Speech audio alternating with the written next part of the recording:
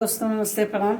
एक चैत मास के गीत लेके आ रही हूँ। आप सबको जरूर पसंद आएगा। लाइक सब्सक्राइब शेयर प्लीज कमेंट जरूर करिएगा। मेरा गाना कैसे लगा। आएगा चैत महीनवा कहिया आई बाबा ले माँ। आएगा चैत कई महीनवा कहिया आई बाबा ले माँ। तोरे माई माइया बाबू तोरे गेहुआ कटामें। माइया बाबू तोरा गेहुआ कटामें। पड़ैत बाजरा के धुपवा दहिया करिया हो गए ना। पर बाजरा के धुपवा दहिया करिया हो गए ना। कहिया लग गई चैत महीनवा कहिया आई बाबा ले माँ। लग गई चैत कई महीनवा कहिया आई बाबा ले माँ।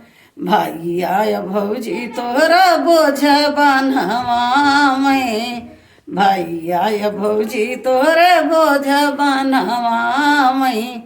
बोझ बान्हवा में हो बोझ बान्हवा में। 10 गेहुआ कई बलिया दहिया करिया हो गए ना। 10 गेहुआ कई बलिया दहिया करिया हो गए ना। लग गई चैत महीनवा दहिया करिया हो गए ना।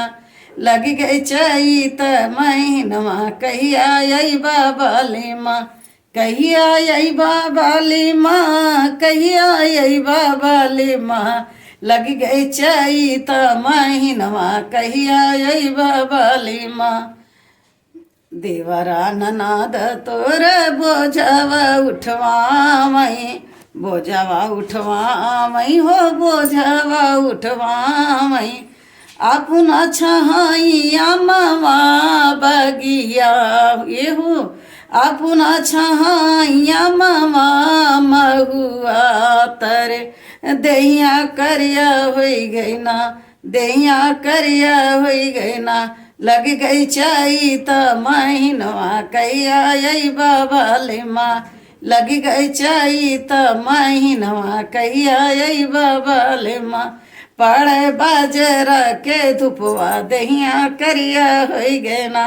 पड़े बाजरा के धुपवा दहिया करिया हो गए ना।